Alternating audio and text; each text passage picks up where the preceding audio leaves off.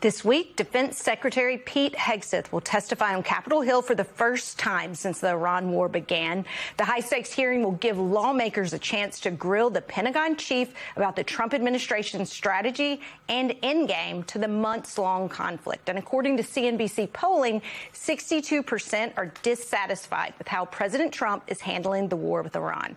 That unease is only heightened by Trump's negotiating tactics. At the last minute yesterday, Trump called off plans to send envoys Steve Witkoff and Jared Kushner to Pakistan for another round of talks with Iran.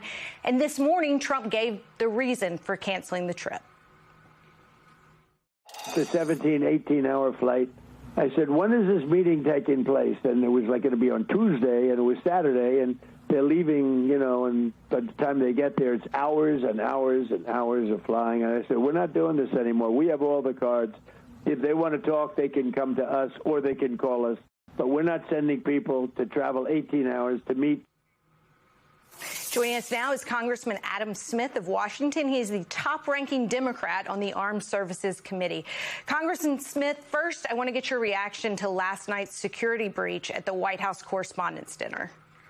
Yeah, no, it's deeply concerning, disturbing. I'm glad that everyone's safe. But yeah, we need to do an investigation to figure out how this happened and how it can be better prevented in the future. But it's also just a reminder of very, very dangerous times we're living in. Shootings like this, sadly, are all too common across the country in a wide range of settings.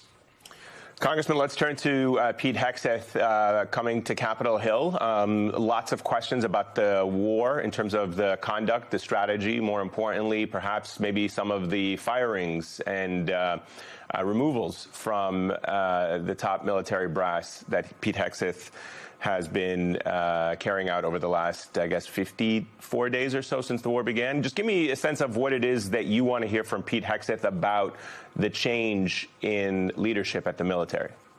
Well, the number one biggest issue is what's going on in Iran. We appear badly stuck. The costs are going up, and we don't seem to be able to accomplish our objectives. So what's the goal? What's the plan? We're just going to continue the blockade forever as the global economy and our economy suffers?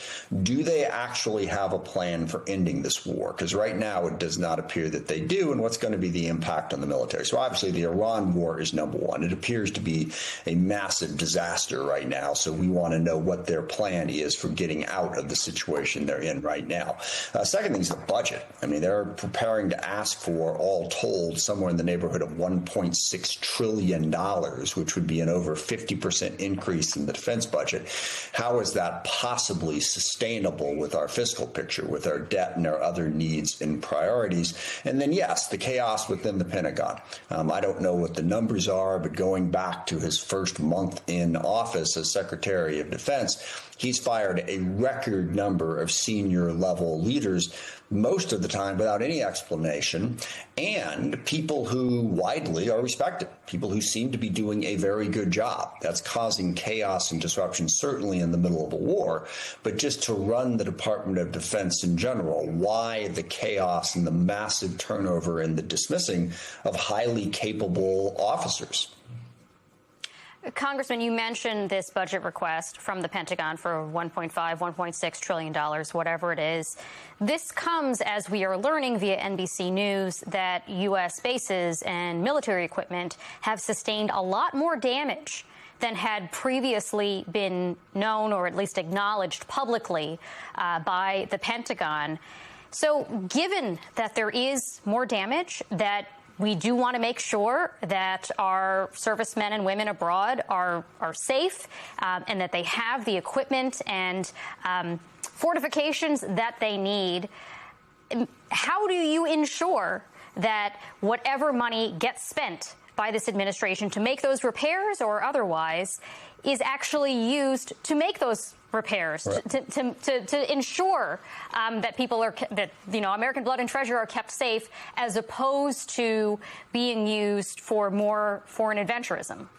Yeah, there's a lot to that. So I perhaps should have led with the fact that one of the big questions is what has this war cost us?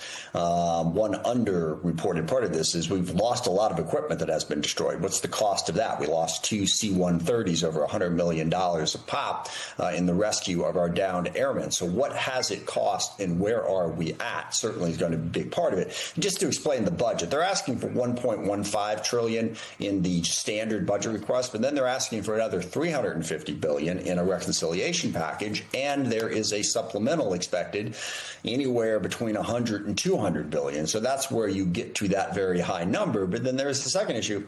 How do we know if you're going to spend this money effectively? The Pentagon still hasn't passed an audit. Do we know where the money is going? Is this making us safer? But the biggest issue to my mind is that the Pentagon and the Trump White House have decided that the military is just going to be their go-to easy button for every problem in the world. We're going to be starting wars and blowing stuff up and bombing countries every time we get the chance. That, I think, is incredibly dangerous. It's not a way to meet our national security objectives, and it ramps up the costs and ramps up the danger. Pete Hegseth came into office saying that he was a realist. There's absolutely nothing realistic about what he is trying to accomplish with our military right now, from the budget to the war in the Middle East. So how's that going to square? How are we going to meet our national security needs when it seems to be absolutely insatiable with the Trump White House in terms of using our military everywhere they possibly can? Oh, by the way, while they're cutting the State Department, cutting development aid, undermining all of the soft power tools that can make the military less needed. Congressman, it is pretty amazing that the defense secretary has not testified to Congress since this war has begun. So this hearing is a big opportunity to shed some more light on what is actually happening with this war. What is the most important question that you want Defense Secretary Pete Hegseth to answer when he testifies?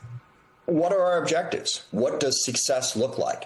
Because they've been doing a bait and switch game on us from the very start of this war. They keep saying we are ahead of schedule. We're meeting all of our objectives. And all they really mean by that is we're blowing a lot of stuff up. We're destroying a lot of missiles, a lot of missile silos, a lot of Navy ships. But how does that move towards a strategic success? Because the goal of this war should not be just to blow stuff up. The goal of this war is to stop Iran's nuclear program, maybe stop their ballistic missile program, stop their support for terrorism, and fundamentally change how the regime behaves in the region. There's no evidence whatsoever that the stuff that we're blowing up leads us to that. And in the middle of it, we now have the Strait of Hormuz as a problem that we didn't have when this war started. So if you sort of look at the strategic outcome, we're going backwards, not forwards. Iran nuclear program, just as strong as it was when this war started. They're still building ballistic missiles and drones. They're still supporting terrorists. Now they got the Strait of Hormuz in a chokehold. So number one biggest question is, what's your objective? Which of these goals do you want to achieve, and how do you plan to achieve them? Because it's very clear that hitting a whole bunch of targets, however effectively we do it, is not achieving any sort of meaningful objective.